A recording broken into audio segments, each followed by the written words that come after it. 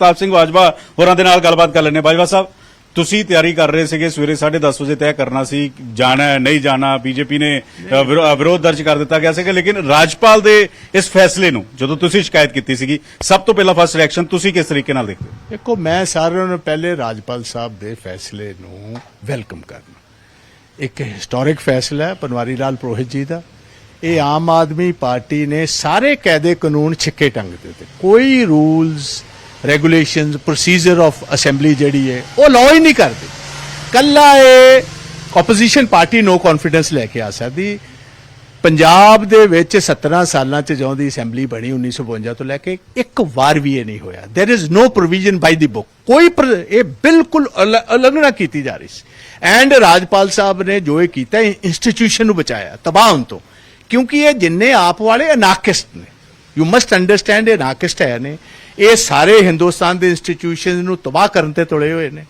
ਜੋ ਇਹਨਾਂ ਦੀ ਸਰਕਾਰ 6 ਮਹੀਨਿਆਂ 'ਚ ਇੱਥੇ ਕਰ ਰਹੀ ਹੈ, ਤੁਸੀਂ ਵੇਖੋ, ਭਾਵੇਂ ਮਾਈਨਿੰਗ ਨੂੰ ਲੈ ਲਈਏ, BSF supported by the Indian Army and endorsed by the Honorable High Court, ਇਹਨਾਂ ਦੀ ਮਾਈਨਿੰਗ ਤੇ ਕੀ ਵੇਖੋ ਤੁਸੀਂ, ਦੇਸ਼ ਧਰੋਹ ਦੇ ਇਲਜ਼ਾਮ ਲੱਗੇ ਨੇ। ਇਹਨਾਂ ਦੀ ਸ਼ਰਾਬ ਦੀ ਪਾਲਿਸੀ ਜਿਹੜੀ ਹੈ, ਕਿੱਡੇ ਵੱਡੇ ਪੈਮਾਨੇ ਤੇ ਇਹਨਾਂ ਨੇ ਲੁੱਟ ਖਸੁੱਟ ਦਿੱਲੀ 'ਚ ਕੀਤੀ ਤੇ ਹੁਣ ਪੰਜਾਬ 'ਚ ਕਰਨ ਦੀ ਕੋਸ਼ਿਸ਼ ਕਰ ਰਹੇ। ਅਰਵਿੰਦ ਕੇਜਰੀਵਾਲ ਦਾ ਜੋ ਫਸਟ ਰਿਐਕਸ਼ਨ ਆਇਆ, ਕਹਿ ਰਹੇ ਨੇ ਕਿ ਆਪਰੇਸ਼ਨ ਲੋਟਸ ਇੱਕ ਪਾਸੇ ਸੀ, ਦੂਸਰੇ ਪਾਸੇ ਲੋਕਤੰਤਰ ਦਾ ਕਤਲ ਕਰ ਦਿੱਤਾ ਗਿਆ।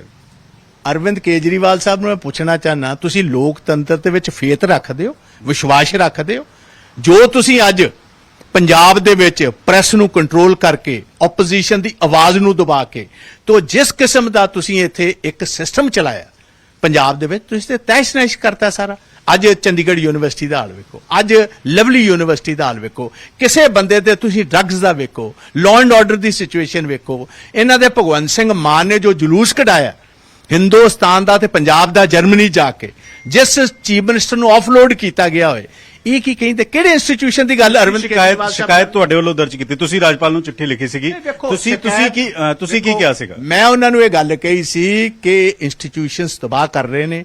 ਕੋਈ ਰੂਲ, ਕੋਈ ਰੈਗੂਲੇਸ਼ਨ ਅਸੈਂਬਲੀ ਦਾ ਅਲਾਉ ਨਹੀਂ ਕਰਦਾ summoning of a session, no confidence ਦਾ ਵੋਟ ਲੈਣ ਦਾ। ਇਹਨਾਂ ਕੋ ਪੂਰਾ ਵੋਟ ਹੈ। ਕਿਸੇ ਆਪੋਜੀਸ਼ਨ ਪਾਰਟੀ ਨੇ ਡਿਮਾਂਡ ਨਹੀਂ ਕੀਤੀ ਇਹਦੇ 'ਚ ਪੈਸਾ ਸਾਡੇ 1 ਕਰੋੜ ਰੁਪਇਆ ਕੱਲ ਲੱਗਣਾ, ਤਬਾਹ ਹੋ ਜਾਣਾ।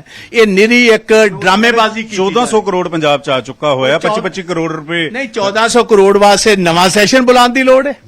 1400 ਕਰੋੜ ਦਾ ਕਿਹੜਾ ਨਵਾਂ ਪੈਸਾ ਆਇਆ? ਉਹ ਤੇ ਬਾਹਰੋਂ ਤੁਸੀਂ ਲੋਨ ਦੀ ਗੱਲ ਕਰਦੇ ਹੋ, ਤੁਸੀਂ ਉਹਦੀ ਗੱਲ ਕਰਦੇ ਹੋ ਲੋਨ ਦੀ।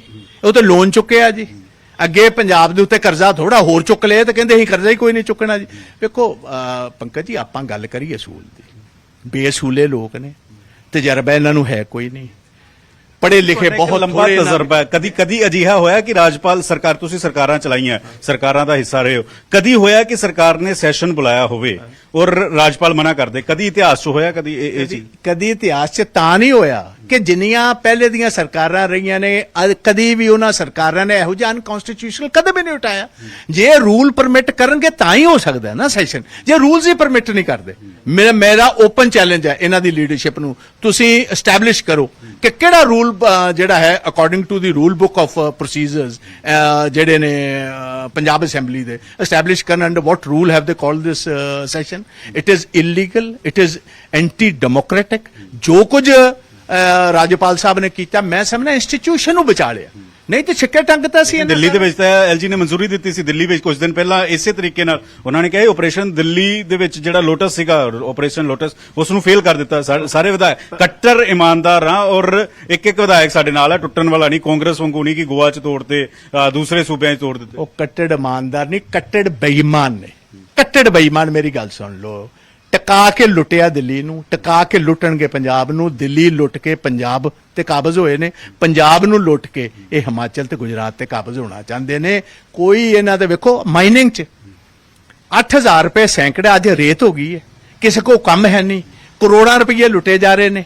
ਪਰ ਕਹਿੰਦੇ ਸਾਡੇ ਵਿਧਾਇਕ ਵਿਕਣ ਵਾਲੇ ਨਹੀਂ, 25 ਕਰੋੜ ਹੋਵੇ ਕੁਝ ਹੋਵੇ, ਸਾਡੇ ਵਿਧਾਇਕ ਨਹੀਂ ਵਿਕਦੇ, ਨਾ ਦਿੱਲੀ ਵਿਕੇ ਨਾ ਪੰਜਾਬ ਵਿਕਣਗੇ। ਮੇਰਾ ਓਪਨ ਚੈਲੰਜ ਹੈ, ਜਿੱਦਣ ਬੀਜੇਪੀ ਦਾ ਜਹਾਜ਼ ਆ ਕੇ ਲੱਗਾ, ਇਹ ਭਗਵੰਤ ਮਾਨ ਹੀ ਇਹਨਾਂ ਦੇ ਏਕਨਾਥ ਸ਼ਿੰਦੇ ਬਣ ਜਾਣਾ। ਆ ਮੇਰੀ ਇਹ ਗੱਲ ਨੋਟ ਕਰ ਲਓ। ਜਿੱਦਣ ਉਹ ਖਰੀਦਣ ਤੇ ਆ ਗਏ, ਸਾਰਾ ਇਹਨਾਂ ਦਾ ਸਮਾਨ ਜਹਾਜ਼ ਤੇ ਚੜ੍ਹਨ ਨੂੰ ਤਿਆਰ ਹੈ। ਇਹ ਗੱਲ ਇਹ ਗਲਤਫਹਿਮੀ ਦਾ ਸ਼ਿਕਾਰ ਨਾ ਰਿਓ। ਅਜੇ ਤੱਕ ਇਹਨਾਂ ਨੂੰ ਕਿਸੇ ਨੇ ਆਫਰ ਹੀ ਕੁਝ ਨਹੀਂ ਕੀਤਾ। ਇਹ ਆਫਰ ਹੁੰਦੀ ਤੇ ਹੁਣ ਤੱਕ ਸਾਰੇ ਕਿਤੇ ਨਾ ਕਿਤੇ ਪਹੁੰਚੇ ਹੁੰਦੇ। ਲੇਕਿਨ ਉਹਨਾਂ ਨੇ ਸਬੂਤ ਤਾਂ ਡੀਜੀਪੀ ਨੂੰ ਦੇ ਦਿੱਤੇ, ਸਬੂਤ ਕਹਿੰਦੇ ਨਾ ਆਡੀਓ ਦੱਸੋ। ਹੈ। ਨਹੀਂ ਸਬੂਤ ਦੇ ਵਿੱਚ ਟੈਲੀਫੋਨ ਨੰਬਰਸ ਕਿਹੜੇ ਬੀਜੇਪੀ ਦੇ ਲੀਡਰ ਨੇ, ਕਦੋਂ ਇਹਨਾਂ ਦੇ ਨਾਲ ਕੀ ਕਹਿੰਦੇ ਇਨ ਟੱਚ ਹੋਏ, ਕਿਹੜਾ ਲੀਡਰ ਹੋਇਆ, ਕਾਨੂੰਨੀ ਜਾਂਚ ਚੱਲ ਰਹੀ ਹੈ, ਇਸ ਕਰਕੇ ਅਸੀਂ ਜਿਹੜਾ ਉਹ ਬਾਕੀਆਂ ਨੂੰ ਜਦੋਂ ਗ੍ਰਿਫਤਾਰ ਕਰਨਾ ਉਦੋਂ ਤੋਂ ਕਾਨੂੰਨੀ ਜਾਂਚ ਦਾ ਕਦੀ ਧਿਆਨ ਹੀ ਨਹੀਂ ਹੁੰਦਾ ਇਹਨਾਂ ਦਾ। ਉਹ ਤੇ ਓਵਰਨਾਈਟ 3 ਵਜੇ ਵੀ ਕਹਿੰਦੇ ਸੀ ਫੜ ਲਿਆਨੇ ਕਿਉਂ ਜਾ ਕੇ, ਕਿਉਂਕਿ ਬੀਜੇਪੀ ਸਾਹਮਣੇ ਜਾਨ ਹੈ ਨਹੀਂ ਇਹਨਾਂ 'ਚ। ਮੈਂ ਤੇ ਅੱਗੇ ਗੱਲ ਕਹੀ ਸੀ ਭਗਵੰਤ ਸਿੰਘ ਮਾਨ ਨੂੰ ਕਿ ਜਿਹੜੇ ਕਾਂਗਰਸ ਛੱਡ ਕੇ ਭਾਜਪਾ ਚਲੇ ਗਏ ਨੇ, ਕੋਈ ਮੈਕਸੀਕੋ ਦਾ ਬਾਰਡਰ ਜਿਹੜੇ ਟੱਪ ਗਏ ਨੇ, ਤੇਰੇ ਜਾਨ ਹੈ ਨਹੀਂ ਇਹਨਾਂ ਤੇ ਐਕਸ਼ਨ ਲੈਣ ਦੀ। ਬੀਜੇਪੀ ਦੇ ਖਿਲਾਫ ਇਹਦੇ ਕੋਲ ਕੋਈ ਤਾਕਤ ਨਹੀਂ, ਕੋਈ ਜਾਨ ਨਹੀਂ। ਸੈਂਟਰ ਏਜੰਸੀਜ਼ ਇੱਥੇ ਐਕਸਾਈਜ਼ ਦੇ ਅਫਸਰਾਂ ਨੂੰ ਰੂਜ਼ਮ ਦੇ ਘਰ ਤੇ ਉਹ ਦੂਜਾ ਜਿਹੜਾ ਇੱਕ ਹੋਰ ਹੈ ਦੂਬੇ ਦੇ ਘਰ ਰੇਡ ਮਾਰਨ, ਤੁਹਾਡਾ ਸੀਐਮ ਇੱਕ ਸ਼ਬਦ ਵੀ ਨਾ ਬੋਲੇ। ਪਾਲਿਸੀਜ਼ ਇਹਨਾਂ ਦੀਆਂ ਨੇ, ਇਹਨਾਂ ਦੀ ਪਾਲਿਸੀਜ਼ ਇੰਪਲੀਮੈਂਟ ਕਰਨ ਵਾਲੇ ਅਫਸਰਾਂ ਦਾ ਕਦੀ ਇਹਨਾਂ ਨੇ ਹਾਂ ਦਾ ਨਾਅਰਾ ਨਹੀਂ ਮਾਰਿਆ। ਇਹ ਕਸੀਦੇ ਗਾਏ ਭਗਵੰਤ ਸਿੰਘ ਮਾਨ ਮੋਦੀ ਸਾਹਿਬ ਦੇ, ਇੱਥੇ ਕਸੀਦੇ ਗਾਏ ਨੇ, ਕੋਈ ਪੰਜਾਬ ਦੀ ਡਿਮਾਂਡ ਨਹੀਂ ਰੱਖੀ। ਜੋ ਪ੍ਰਾਈਮ ਮਿਨਿਸਟਰ ਆਏ ਨੇ ਕਿਹਦੀ ਗੱਲ ਕਰਦੇ ਨੇ? ਵਿਜੇ ਪ੍ਰਤਾਪ ਸਿੰਘ ਬਾਜਵਾ ਨਿਊਜ਼ 18 ਤੇ ਸਭ ਤੋਂ ਪਹਿਲਾਂ ਜੁੜੇ, ਤੁਹਾਡਾ ਕੋਈ ਸਵਾਲ ਜਿਹੜਾ ਪ੍ਰਤਾਪ ਸਿੰਘ ਬਾਜਵਾ ਨੂੰ ਪੁੱਛਣਾ ਹੋਵੇ? ਪੰਕਜ, ਮੈਂ ਇਹ ਜਾਨਣਾ ਚਾਹੁੰਦਾ ਹਾਂ ਵੀ ਜੇ ਹੁਣ ਜਿਸ ਤਰੀਕੇ ਨਾਲ ਸੈਸ਼ਨ ਕੈਂਸਲ ਹੋ ਗਿਆ ਤਾਂ ਹੁਣ ਫਿਰ ਸਰਕਾਰ ਦੇ ਸਾਹਮਣੇ ਕੀ ਆਪਸ਼ਨਸ ਰਹਿ ਜਾਂਦੀਆਂ ਨੇ? ਕੀ ਕਿਸੇ ਤਰੀਕੇ ਦਾ, ਕਿਉਂਕਿ ਮੈਂ ਇਹ ਸਵਾਲ ਇਸ ਲਈ ਪੁੱਛ ਰਿਹਾ ਬਾਜਵਾ ਸਾਹਿਬ ਨੂੰ ਕਿ ਪਿਛਲੇ ਸਮੇਂ ਦੇ ਵਿੱਚ ਜਿਹੜੀਆਂ ਵਿਰੋਧੀ ਪਾਰਟੀਆਂ ਹੁੰਦੀਆਂ ਸੀ, ਕਈ ਵਾਰੀ ਉਹ ਬਾਹਰ ਚਲੀਆਂ ਜਾਂਦੀਆਂ ਸੀ ਜਾਂ ਸਪੀਕਰ ਵੱਲੋਂ ਕਹਿ ਦਿੱਤਾ ਜਾਂਦਾ ਸੀ ਇਹਨਾਂ ਨੂੰ ਬਾਹਰ ਕੱਢੋ, ਤਾਂ ਆਪਣਾ ਬਾਹਰ ਮੌਕ ਸੈਸ਼ਨ ਲਗਾ ਲੈਂਦੇ ਸੀ।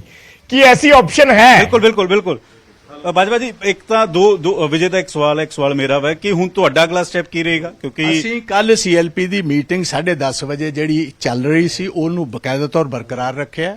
ਅਸੀਂ ਕੱਲ ਆਪੋਜੀਸ਼ਨ ਜਿਹੜੀਆਂ ਤੁਹਾਡੀਆਂ ਪ੍ਰੈਸ ਹੈ ਉਹਨੂੰ ਅਸੀਂ ਬਕਾਇਦਾ ਤੌਰ ਉਹਦੇ ਨਾਲ ਆਪਣੀ ਗੱਲਬਾਤ ਰੱਖਾਂਗੇ। ਸੀਐਲਪੀ ਦੀ ਮੀਟਿੰਗ ਵਿਧਾਨ ਸਭਾ ਦੇ ਅੰਦਰ ਹੋਈ, ਉੱਥੇ ਵਿਧਾਨ ਸਭਾ ਜੀ ਹੋਣੀ, ਹੋਰ ਕਿੱਥੇ ਸੱਦਣੀ ਹੈ? ਹੋਰ ਕਿਸੇ ਦੇ ਦਫ਼ਤਰ ਥੋੜਾ ਸੱਦਣੀ ਸੀ। दूसरा विजय का सवाल है कि सरकार को ऑप्शन की है, जो मना करता सरकार दोबारा गवर्नर को लिखेगी, सरकार कोर्ट जा सकती है या सरकार का अगला रुख की हो सकता है? तुसी सरकारां चलाइयां या दो, अगर कोई राज्यपाल किसी गल नूं मना करता तो फिर सरकार को ऑप्शन की बचदी?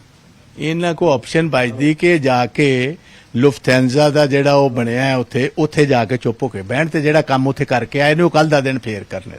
ਹਾਂ, ਕਿਉਂਕਿ ਸੁਖਜਿੰਦਰ ਰੰਧਾਵਾ ਕਹਿੰਦੇ ਨੇ ਕਿ ਉਹਨਾਂ ਦੇ ਇੱਕ ਅਲੱਗ ਸੁਰ ਦੇਖਣ ਨੂੰ ਮਿਲੇ ਨੇ ਇਸ ਮਾਮਲੇ 'ਚ। ਮੈਨੂੰ ਨਹੀਂ ਇਸ ਗੱਲ ਦੇ ਠੀਕ ਹੈ, ਤਾਂ ਪ੍ਰਤਾਪ ਸਿੰਘ ਬਾਜਵਾ ਨਿਊਜ਼ 18 ਤੇ ਜੁੜੇ। ਸਭ ਤੋਂ ਪਹਿਲਾਂ ਜਦੋਂ ਵਿਧਾਨ ਸਭਾ ਦਾ ਇਜਲਾਸ ਰਾਜਪਾਲ ਨੇ ਰੱਦ ਕਰ ਦਿੱਤਾ ਹੈ ਕਿ ਇਜਲਾਸ ਨਹੀਂ ਹੋਏਗਾ, ਇਹ ਸੰਵਿਧਾਨ ਕਹਿੰਦਾ ਹੈ, ਇਸ ਤਰੀਕੇ ਦੀ ਕਾਨੂੰਨੀ ਰਾਏ ਲਿੱਤੀ ਗਈ ਸੀ। ਔਰ ਹੁਣ ਸਰਕਾਰ 8:30 ਵਜੇ ਫਸਟ ਰਿਐਕਸ਼ਨ ਦੇਗੀ। ਜਿਹੜੀ ਅਰਵਿੰਦ ਕੇਜਰੀਵਾਲ ਦਾ ਰਿਐਕਸ਼ਨ ਆਇਆ, ਦਿੱਲੀ ਸੁਪਰੀਮੋ ਅਰਵਿੰਦ ਕੇਜਰੀਵਾਲ ਦਾ ਰਿਐਕਸ਼ਨ ਆਇਆ, ਉਹ ਕਹਿੰਦੇ ਇੱਕ ਪਾਸੇ ਆਪਰੇਸ਼ਨ ਲੋਟਸ ਸੀ, ਦੂਜੇ ਪਾਸੇ ਸੰਵਿਧਾਨ ਦੀ ਧੱਜੀਆਂ ਉਡਾਈਆਂ ਗਈਆਂ ਨੇ। ਵਿਜੇ, ਤਾਂ ਟਵੀਟ ਅਸੀਂ ਅਰਵਿੰਦ ਕੇਜਰੀਵਾਲ ਦਾ ਦਿਖਾ ਰਹੇ ਹਾਂ। ਬਹੁਤ ਬਹੁਤ ਧੰਨਵਾਦ ਪੰਕਜ ਜਿਸ ਗੱਲਬਾਤ ਦੇ ਲਈ। ਅਰਵਿੰਦ ਕੇਜਰੀਵਾਲ ਦਾ ਟਵੀਟ ਹੈ ਕਿ ਰਾਜਪਾਲ ਕੈਬਨਿਟ ਦੇ ਸੱਦੇ ਗਏ ਸੈਸ਼ਨ ਤੋਂ ਕਿਵੇਂ ਇਨਕਾਰ ਕਰ ਸਕਦਾ ਹੈ? ਫਿਰ ਤਾਂ ਜਮਹੂਰੀਅਤ ਖਤਮ ਹੋ ਜਾਂਦੀ ਹੈ। 2 ਦਿਨ ਪਹਿਲਾਂ ਰਾਜਪਾਲ ਨੇ ਸੈਸ਼ਨ ਦੀ ਇਜਾਜ਼ਤ ਦਿੱਤੀ ਸੀ।